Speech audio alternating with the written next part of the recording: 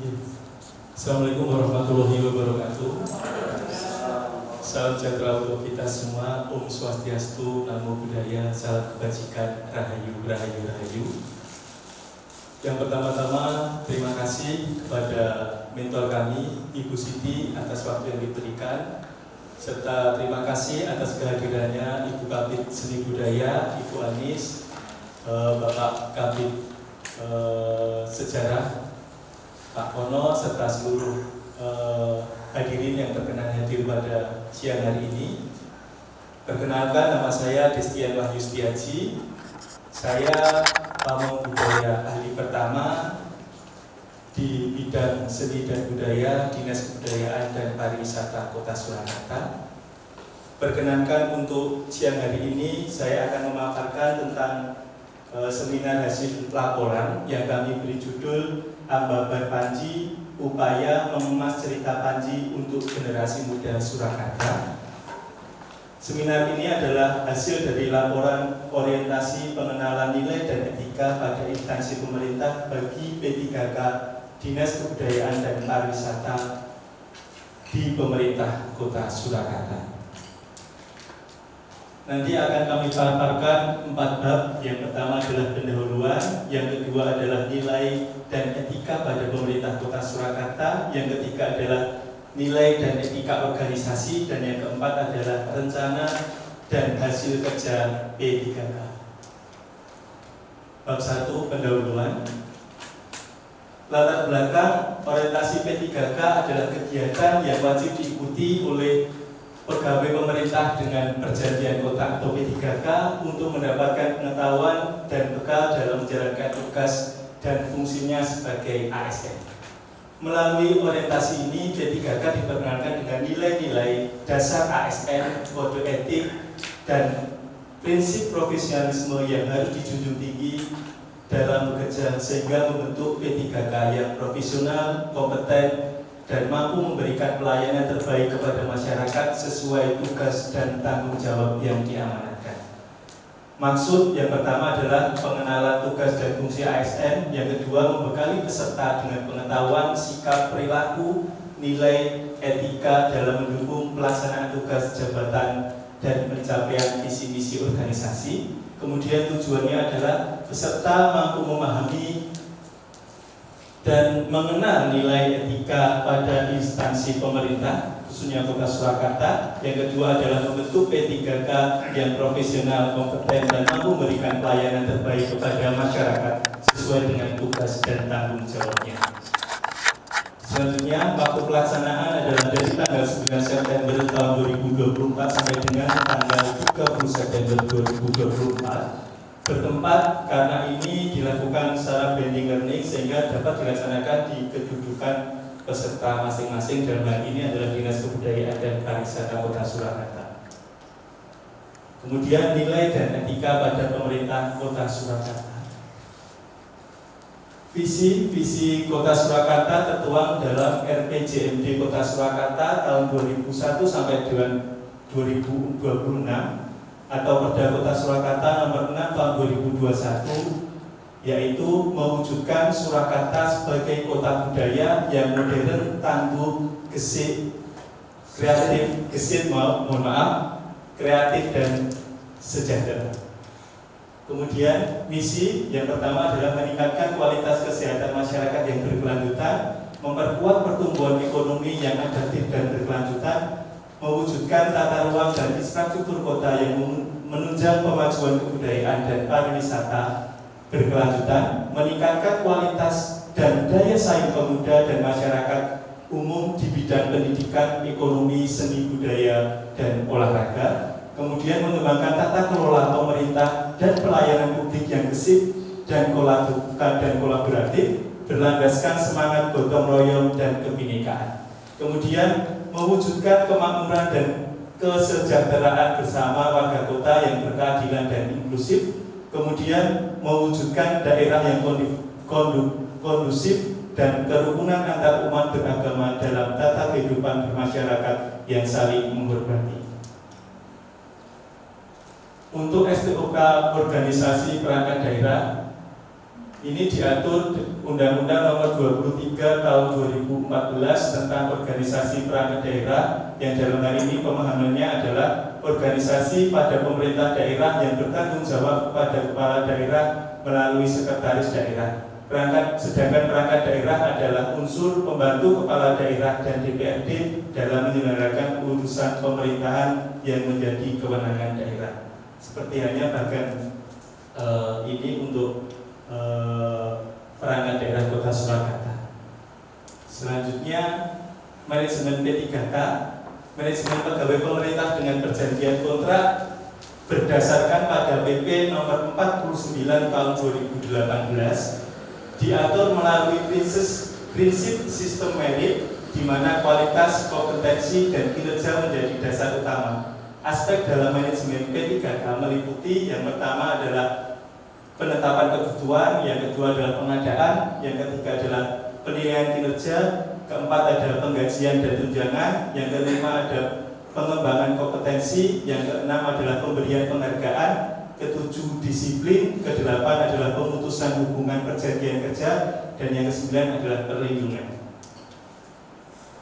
Yang ketiga, bab ketiga adalah nilai dan etika organisasi. Nilai dan etika organisasi. Yang pertama adalah organisasi perangkat daerah OPD Dinas Kebudayaan dan Pariwisata Kota Surakarta. Hal ini tertuang di dalam Restra. Tugas dan fungsi Dinas Kebudayaan dan Pariwisata telah ditetapkan melalui Peraturan Wali Kota Surakarta Nomor 12 Tahun 2023 tentang perubahan atas Peraturan Wali Kota Nomor 40 Tahun 2021 tentang kedudukan, susunan, organisasi, tugas dan fungsi serta tata kerja dinas daerah. Kemudian profil Dinas Kebudayaan dan Pariwisata Kota Surakarta. Dinas Kebudayaan dan Pariwisata adalah penyelenggara urusan kebudayaan dan pariwisata yang merupakan salah satu urusan pemerintahan wajib yang tidak berkaitan dengan pelayanan dasar sebagaimana diatur dalam Undang-Undang Nomor 23 Tahun 2024 tentang pemerintah daerah. Dinas Kebudayaan dan Pariwisata Kota Surakarta tentang Peraturan Daerah Nomor 8 Tahun 2021 tentang pembentukan dan susunan perangkat daerah Kota Surakarta dan Peraturan Wali Kota Surakarta Nomor 40 Tahun 2021 tentang kedudukan, susunan organisasi, tugas dan fungsi serta tata kerja dinas daerah. Visi dan misi tentu saja Dinas Kebudayaan dan Pariwisata adalah merupakan pelaksana dari terusan visi wali kota dan wakil wali kota yang terpilih. Jadi untuk visinya sama dengan visi wali kota dan wali kota terpilih, sama juga dengan yang misinya. Kemudian tujuan dan sasaran. Tujuan ini ada di Restra. Yang pertama tujuannya adalah terwujudnya masyarakat religius, berbudaya, dan pemajuan kebudayaan. Yang kedua adalah meningkatkan produktivitas dan keunggulan kompetitif sektoril. Kemudian sasaran yang pertama adalah meningkatkan kelestarian pemajuan kebudayaan dan cagar budaya. Kedua, meningkatkan jumlah kunjungan wisatawan. Ketiga, meningkatkan iklim berusaha di sektor ekonomi kreatif. Dan yang keempat adalah meningkatkan kualitas dan efektivitas perencanaan dan pencapaian kinerja OPD agar efektif dan efisien. STOK OPD Dinas Kebudayaan dan Pariwisata, Bapak Ibu, saya kira sambut Beksos Banten, tidak perlu saya jelaskan satu persatu. Yang kemudian adalah tentang kedudukan P3K di bidang seni dan budaya. P3K Pamong Budaya Ahli Pertama bidang seni dan budaya ditetapkan dalam butir kegiatan sebagai berikut. A. Di bidang nilai seni budaya, yang pertama adalah memetakan aspek nilai budaya yang ada di masyarakat. Kedua, mengategorikan jenis, bentuk, dan instrumen data teknis pelindungan nilai budaya. Yang ketiga, menyusun konsep bahan dan materi pendataan atau inventarisasi dan dokumentasi nilai budaya. Yang keempat adalah menganalisis jenis dan bentuk bahan pemetaan nilai budaya. Yang kelima, mereview bahan dokumentasi dan publikasi nilai budaya. Yang keenam, banyak sekali, mohon bersabar, memverifikasi bahan registrasi organisasi nilai budaya. Yang ketujuh adalah menyusun konsep bahan dan materi informasi nilai budaya. Yang kedelapan, mengkategorikan jenis, bentuk, dan instrumen data teknik pembangunan nilai budaya. Yang kesembilan adalah menganalisis jenis dan bentuk revitalisasi nilai budaya. Yang kesepuluh adalah memetakan jenis dan bentuk bahan internalisasi nilai budaya. Yang kesebelas adalah menyusun skenario perekaman nilai budaya. Yang ke-12 adalah mengkategorikan jenis, bentuk, dan instrumen data teknik pemanfaatan nilai budaya. Yang ke-13 adalah menganalisis bahan konsep advokasi pelestarian nilai budaya di masyarakat. Ke-14, mereview bahan penyusunan modul edukasi nilai budaya. Ke-15 adalah memetakan potensi nilai budaya untuk bahan pembinaan. Yang ke-16 adalah mereview konsep bahan pembinaan nilai budaya. Yang ke-17 adalah menelaah bahan konsep fasilitas dan kemitraan dalam upaya pelestarian nilai budaya. Kemudian untuk bidang kesenian masih ada 16 poin.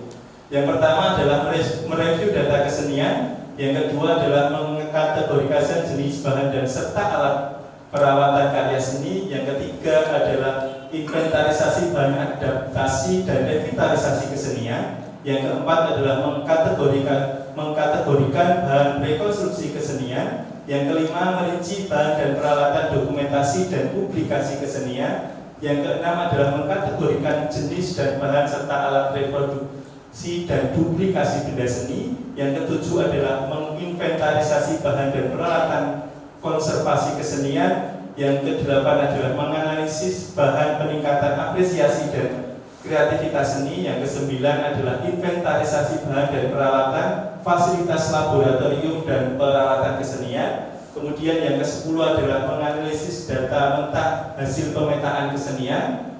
Kemudian yang ke-11 menyusun konsep modul edukasi kesenian, mereview data kesenian, menganalisis bahan dan data pameran. Ke-14 adalah inventarisasi bahan dan data pertunjukan. Yang ke-15 adalah mengkategorikan bahan edukasi, pembinaan, dan bimbingan tentang kesenian. Yang ke-16 adalah mereview bahan pedoman pembinaan tentang kesenian. Bab keempat yaitu rencana dan hasil kerja P3K. Identifikasi isu yang saya angkat yang pertama adalah isu yang ada di Denstra, yaitu belum optimalnya pelestarian kekayaan dan keragaman budaya dalam mendukung kota Surakarta sebagai kota pusaka. Kemudian yang kedua, fenomena saat ini bahwa cerita Panji menjadi salah satu kekayaan budaya kota Surakarta yang kurang dikenal oleh generasi muda. Yang ketiga adalah kurang berkembangnya kesenian yang bersumber pada cerita Panji sehingga tidak diminati oleh generasi muda kota Surakarta. Isu yang ingin diangkat ialah mengemas cerita Panji dengan konsep kekinian untuk generasi muda Surakarta yang kemudian kami jadikan menjadi judul pada paparan siang hari ini, yaitu Ambaban Panji untuk mengemas cerita Panji. Upaya mengemas cerita Panji untuk generasi muda Surakarta. Rencana kerja menengah yang pertama adalah mengidentifikasi isu yang ada. Tahapan kegiatannya ialah mengidentifikasi penurunan minat generasi muda kota Surakarta terhadap cerita Panji. Outputnya adalah satu dokumen identifikasi dan kontribusi terhadap visi misi, yaitu perlindungan objek pengembangan tradisi budaya cerita Panji di Surakarta. Yang kedua adalah perencanaan program meliputi pengumpulan data kesenian yang bersumber pada cerita Panji, wawancara seniman dan budayawan, memetakan bentuk kesenian yang bersumber dari cerita Panji yang mungkin untuk dikembangkan, kemudian melakukan pelatihan dan pementasan karya. Outputnya adalah satu dokumen perencanaan program, kontribusinya terhadap visi misi, yaitu pengembangan kesenian yang bersumber dari cerita Panji sebagai objek pemajuan tradisi budaya di Surakarta. Kemudian pengumpulan data meliputi riset, pemetaan persebaran kesenian yang berakar pada cerita Panji di Surakarta, wawancara dengan seniman budayawan yang berkecimpung di kesenian yang bersumber dari cerita Panji, kemudian analisis bentuk kreativitas kemungkinan garap kesenian Panji. Hasilnya adalah satu dokumen data kesenian. Kontribusinya adalah perlindungan dan pemanfaatan kesenian yang bersumber dari cerita Panji sebagai objek tradisi budaya di Surakarta. Yang keempat adalah perumusan ide kreatif, yaitu dengan menyusun ide kreatif sebagai dasar telaah proses pelatihan dan pengembangan kesenian Panji dan potensi garap kekiniannya. Hasilnya adalah satu dokumen. Kontribusinya adalah menemukan rumusan yang digunakan sebagai acuan yang nantinya digunakan sebagai pengembangan kesenian yang berdasarkan pada cerita Panji. Yang kelima adalah pelatihan, yaitu melakukan pelatihan kepada pelaku kesenian Panji yang teridentifikasi dapat dikembangkan dari hasil pemetaan. Dan ini karena judulnya adalah untuk generasi muda, diutamakan untuk seniman muda Surakarta. Hasilnya adalah karya seni yang dikembangkan. Kontribusi terhadap visi misi yaitu sebagai pengembangan dan pemanfaatan kesenian yang bersumber dari cerita Panji sebagai objek pemajuan kebudayaan guna menemukan kebaruan bentuk kesenian yang bisa diminati oleh generasi muda. Yang keenam adalah pementasan, yaitu mengadakan pagelaran Ambabar Panji yang menampilkan berbagai kesenian hasil pelatihan dengan sasaran penonton generasi muda Kota Surakarta. Hasilnya adalah satu event, kemudian kontribusinya adalah pemanfaatan objek pemajuan tradisi budaya guna menguatkan citra Solo sebagai kota budaya dan mendorong pertumbuhan pariwisata melalui event seni pertunjukan. Rencana kerja menengah tahun 2024 kegiatannya adalah mengimplementasikan Ambabar Panji dalam bentuk event pementasan tingkat Kota Surakarta. Outputnya adalah event pementasan Ambabar Panji yang diikuti oleh pelaku seni muda Kota Surakarta. Kontribusi terhadap visi misi yaitu perlindungan, pengembangan, dan pemanfaatan kesenian yang bersumber dari cerita Panji sebagai bagian dari objek pemajuan tradisi budaya untuk penguatan citra Solo sebagai kota budaya dan mendorong pertumbuhan pariwisata melalui event seni pertunjukan. Di tahun 2025, dengan mengimplementasikan Ambabar Panji menjadi pentas rutin bulanan sebulan sekali yang melibatkan seniman muda dan sanggar seni di Kota Surakarta. Outputnya adalah pentas seni sebulan sekali Ambabar Panji yang melibatkan seniman muda dan sanggar seni Kota Surakarta. Kontribusinya adalah sarana pembinaan sumber daya manusia, lembaga dan peranata tradisional melalui kegiatan Ambabar Panji. 2026 yaitu membangun komunitas kesenian Panji lintas daerah dalam Festival Ambabar Panji tingkat nasional. Festival seni pertunjukan Ambabar Panji tingkat nasional yang menampilkan kelompok kesenian Panji dari berbagai daerah. Kemudian kontribusinya ialah meningkatkan kualitas dan daya saing pemuda dan masyarakat dalam bidang seni budaya melalui jalinan komunikasi atau komunitas kesenian Panji dari berbagai daerah di Indonesia. Yang keempat adalah tahun 2027 mewujudkan Solo House of Panji di tingkat nasional maupun internasional melalui event Ambabar Panji se-Asia Tenggara.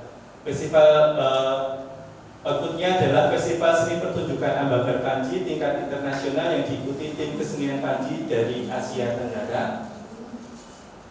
Kontribusinya adalah mendorong pertumbuhan pariwisata domestik dan internasional melalui event seni pertunjukan serta menjadi sarana mewujudkan masyarakat religius, berbudaya, dan pemajuan kebudayaan. Kesimpulannya bahwa rencana kegiatan saya ini hanya sebatas rencana, karena kembali lagi kalau melihat pada tugas dan fungsi P3K, jabatan saya sebagai Pamong Budaya Ahli pertama adalah melaksanakan apa yang menjadi kebijakan pimpinan. Jadi kalau ini bisa masuk kebijakan pimpinan, ya nanti bisa direalisasikan. Kalau tidak, ya Ini sebagai seperti itu Bapak dan Ibu. Matur nuwun, kurang lebihnya mohon maaf. Sekali lagi mohon saya selaku pribadi merasa bahwa apa yang saya sampaikan masih jauh dari kesempurnaan, sehingga saran, kritik serta masukan dari Bapak Ibu sangat kami nantikan. Matur nuwun, kembalikan kepada moderator. Baik, terima kasih kepada Saudara Desia. Dan selanjutnya sesi tanya jawab dan masukan dari mentor kami persilakan. Baik, terima kasih. Jangan pesimis dulu Mas, masa dulu. Sudah mempresentasikan sebagus ini, perjuangannya bikin PPT-nya sama bikin laporannya yang selalu tipu. Tadi saya lihat masih ada yang tipu. Ini judulnya tadi Mbak, coba lihat di judulnya tadi, Amba Berpanji. Ya.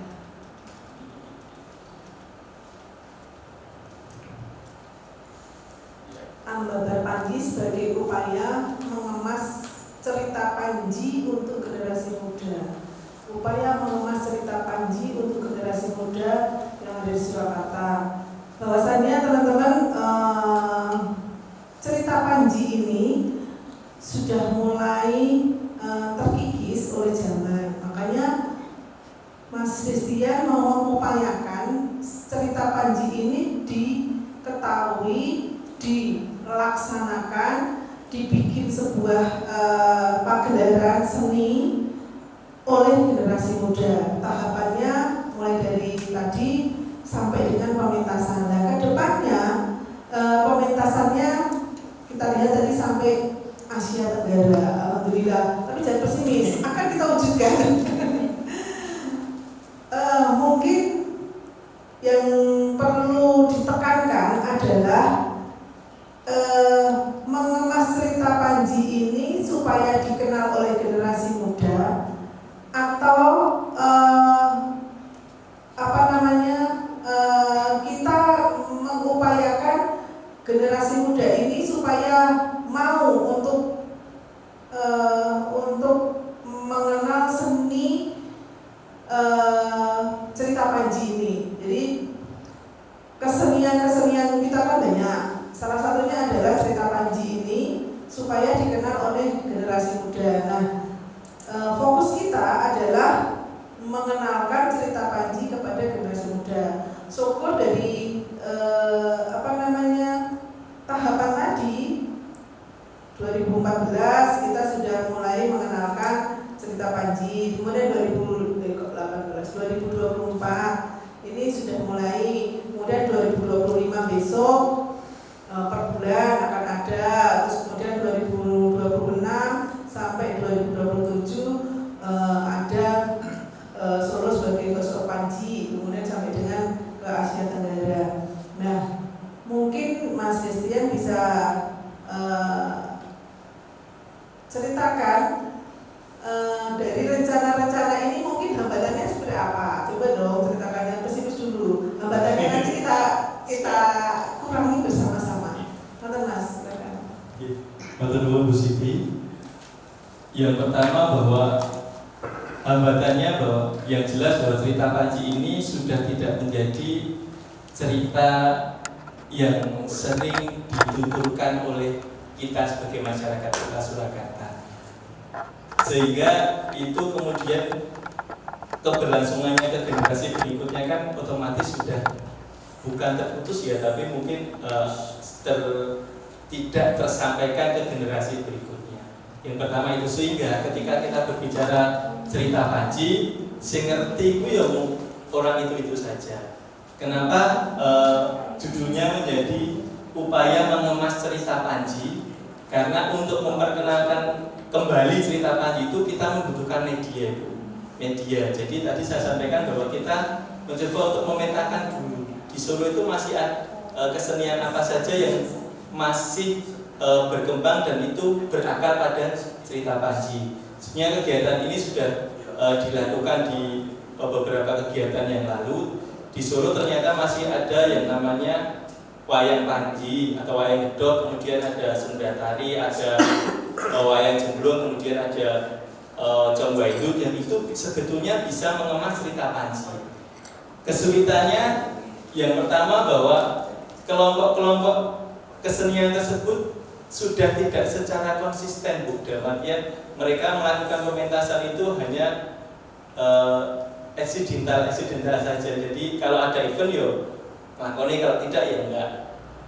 Dan sebetulnya rutinan ini harapannya juga memberikan support untuk sanggar-sanggar ini bahwa ternyata Dinas Kebudayaan masih memberikan ruang untuk mereka berkarya di jalur itu. Nah sekarang ini yang menjadi hambatan yaitu Bu, kesenian itu kalau tidak ada yang nonton ya ngapain dipentaskan kayak gitu kalau nggak ada tempatnya. Sekarang ini yang menjadi hambatan orang yang nanggap, tidak ada yang menikmati, otomatis ya kelompok-kelompok kesenian itu juga ngapain melakukan kesenian, lebih baik mengarah kepada kesenian yang lebih laku. Kemudian kalau untuk jaringan yang lebih luas lagi Bu, bahwa sebetulnya cerita Panji ini yang mengklaim memiliki itu tidak hanya di Solo. Mungkin Jawa Timur itu lebih mereka merasa memiliki cerita Panji, tapi bahwa literasi Panji yang berkembang hingga saat ini yang mungkin artefaknya masih tersimpan di Museum Radia Pustaka itu yang memiliki adalah Kota Solo, induknya Kota Solo. Jadi istilahnya perkembangan literasi Panji itu sedikit banyak yang mempengaruhi adalah Kota Solo. Kenapa Kota Solo? Saya kira juga pantas menjadi rumah Panji karena wayang gedok itu sumbernya juga dari keraton, topeng Panji juga dari keraton Surakarta.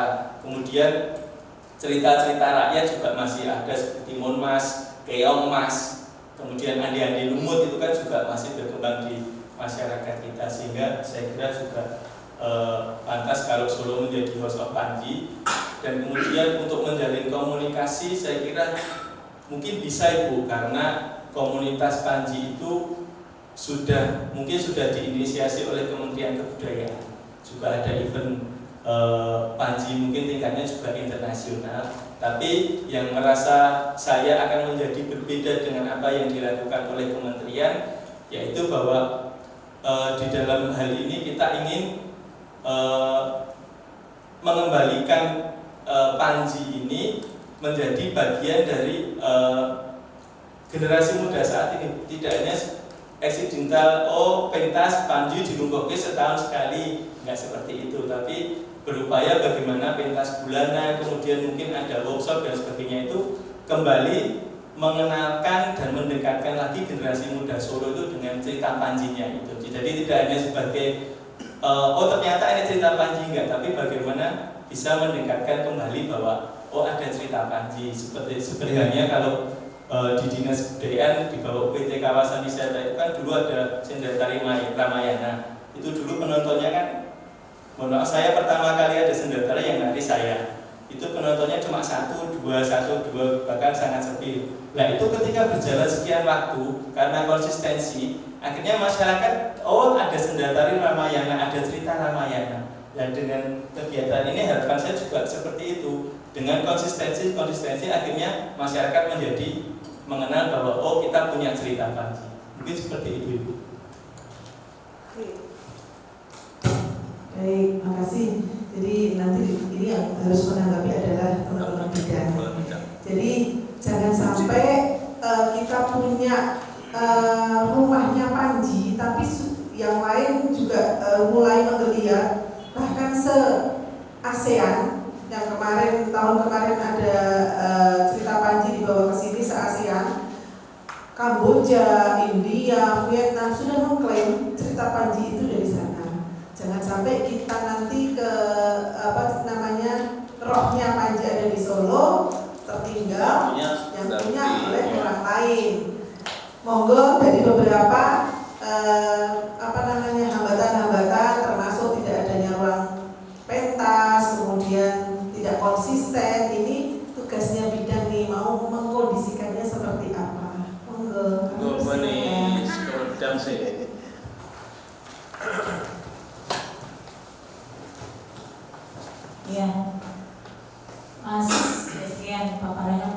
muat dari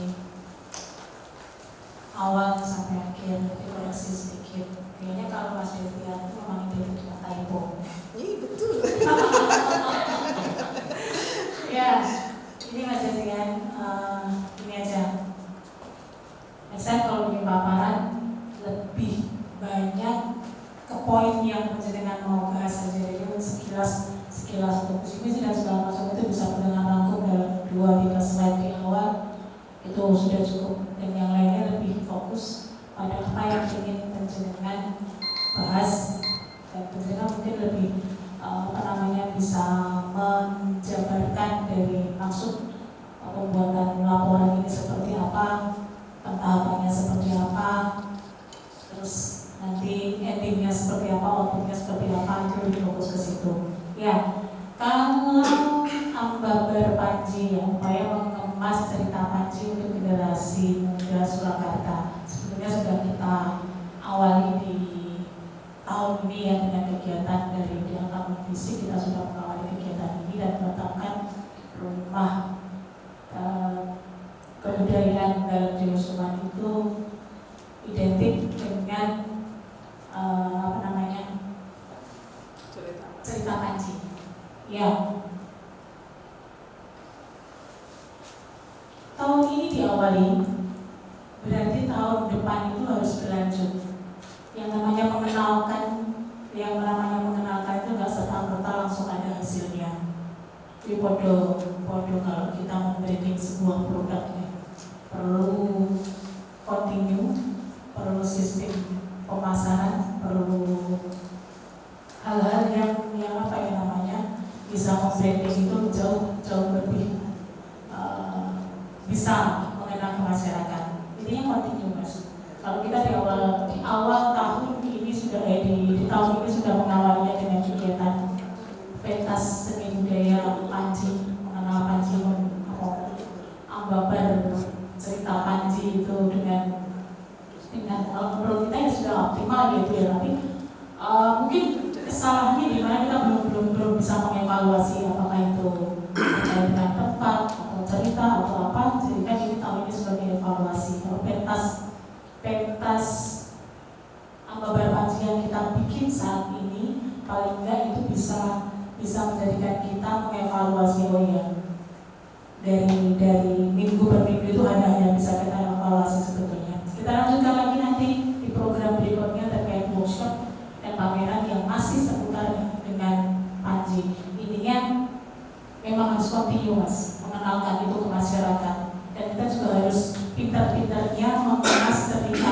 itu untuk dikenalkan ke generasi muda sesuai dengan sesuai dengan umur mereka. Cerita Panji kan banyak ya, nggak cuma romannya Dewi Sekar Caci sama Panji Asmoro Bangun. Jadi kedepannya juga kita harus memetakan itu teknik yang tepat, teknik yang tepat untuk bisa generasi muda itu mengenal cerita Panji.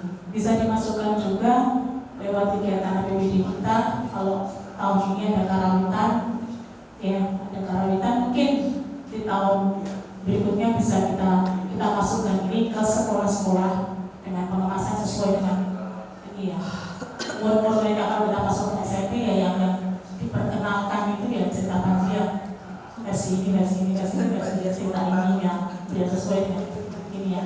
Intinya yuk itu Mas, continue dan selalu dievaluasi kekurangannya apa, jadi bisa kedepannya ojo pedot tengah jalan gitu. Kalau sudah diawali orang yang jadi wong serangai 5 tahun pertama udah itu hasilnya ya.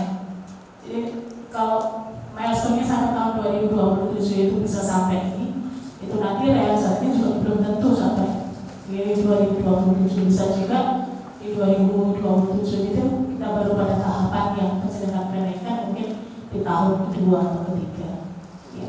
Intinya continue dan itu tadi masukkan program pengenalan cerita Panji ke generasi muda itu. Kalau saat ini ya Pak Pas itu selain pentas yang masuk ke sekolah-sekolah itu sekarang kan ada program P5 itu kan sekolah itu kalau programnya sekolah, kalau program kita kan bisa agendakan itu ya aku sih bisa dimasukkan untuk program yang di APBD kita untuk mengenalkan wayang Panji ke generasi muda. Kayaknya bukan hal yang sulit ya kalau Pak Aryo masih di sini. Beliau konsisten untuk mengangkat tema Panji ini sebagai salah satu cerita rakyat yang khas kota Solo. Ojo patah semangat Pak, kalau tahun ini kan ada festival Panji ya yang dibiayai dari Kemendikbud. Nah itu bisa dipakai juga di tahun-tahun berikutnya. Kalau masih bisa ngekek dari kementerian itu juga bisa dilaksanakan sebagai media promosi untuk pengenalan cerita Panji. Intinya kontinu dan ada hal yang selalu disukakan baru dan baru mas. Ya, kita bisa mengadopsi teman-teman yang di wayang orang, bagaimana mereka mengemas tanpa melupakan pakem yang ada, bisa menjadi sebuah suguhan yang dinanti-nanti oleh para pengunjung wayang orang Solo dari konsep dasar yang seperti ini yang bisa kita adopsi untuk Bieto Panji juga bisa dikenalkan menjadi cerita yang menarik untuk masyarakat kota Solo khususnya dan terkhusus lagi di generasi muda. Nah tadi Ibu harus bangun mungkin dari Pak Edi atau Pak Uci yang ini.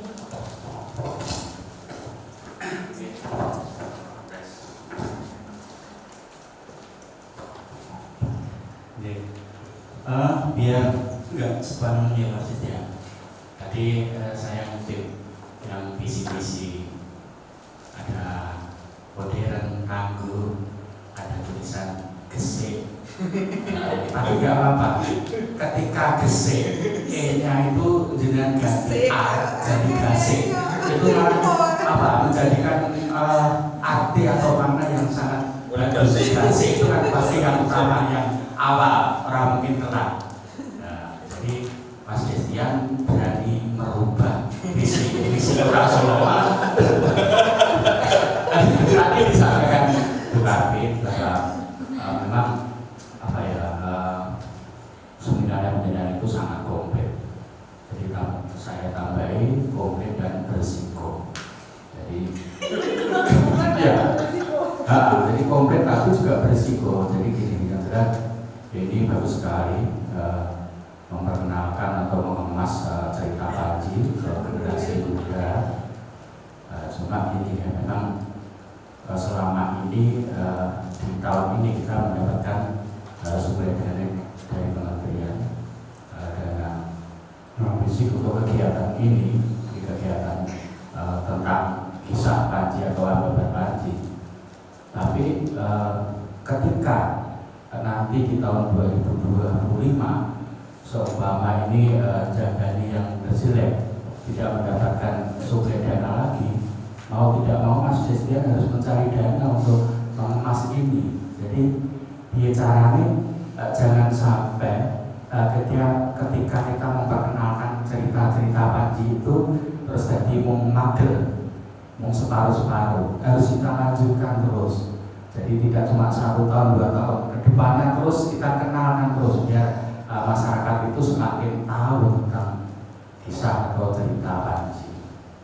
Yang jelas ini juga menjadi tugas penjenengan, tugas kita semua.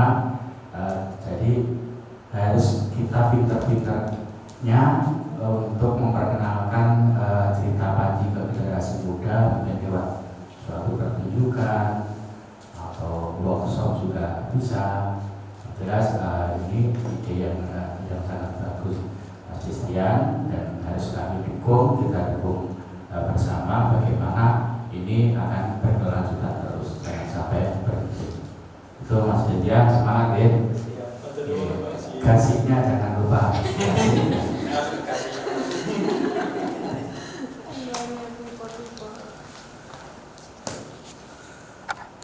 Cukup ya? Berarti Mas Destian silakan menutup. Mungkin dari usul aja. Ya. Jadi kalau kan sangat ke klasik ya. Cerita Panji yang dulu besar kemudian hampir punah kemudian mau dimunculkan kembali kan sesuai dengan amanat Undang-Undang Nomor 5 Tahun 2017 Pemajuan Budaya. Jadi kalau memang ini bisa nanti tahapannya bisa dilalui dengan baik kemudian didukung dengan kebijakan-kebijakan yang baik juga, saya pikir harapan Mas Destian untuk menjadikan Solo sebagai rumah pertunjukan Lakon Panji ini mungkin insya Allah akan terwujud. Cuma tadi dikatakan kalau ini adalah awal, kemudian nanti di 2025 kalau misalkan masih bisa dilanjutkan, bisa dikemas lebih baik lagi, karena jangan sampai hanya untuk tontonan diri sendiri, karena evaluasi untuk penonton kan masih minim ya. Mungkin dengan teknis-teknis seperti apa bisa dijadikan untuk bisa menarik penonton. Mungkin sebelum mengawali pertunjukan ada di depan gapura di dalam Yosman itu ada reok dulu, kemudian baru penonton datang ditarik ke dalam. Itu salah satu bentuk-bentuk teknik untuk menarik penonton. Dan mungkin kalau mau masuk ke teknisnya lagi mungkin juga bisa Mas Destian, sehingga karena kalau kita amati misalkan yang pentas ini kelompok komunitas ini, kemudian yang mengiringi ya tetap ini gitu kan. Sehingga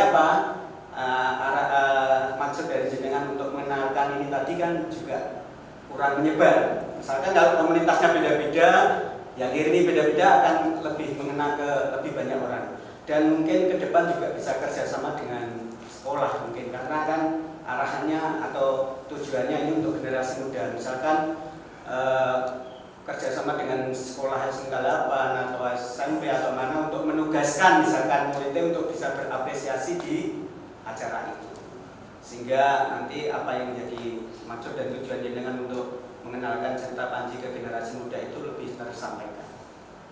Saya pikir itu. Lanjutkan Ades.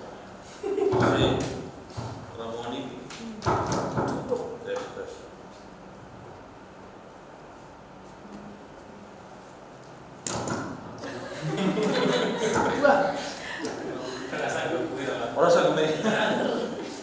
Ukurannya kepuasan itu bukan karena penonton, karena uang, tapi seniman bisanya karena penontonnya banyak. Termasuk Panji ini kan makanya ada festival budaya Panji karena biar diminati oleh penonton. Tapi menurut pengalaman saya bahwa Panji masih kurang dipahami oleh kaum muda. Kira-kira panjangan strateginya apa? Biar nanti Panji dapat disenangi oleh kaum muda. Karena ada beberapa versi di Bali juga ada Panji, di sini juga ada Panji. Kira-kira apa?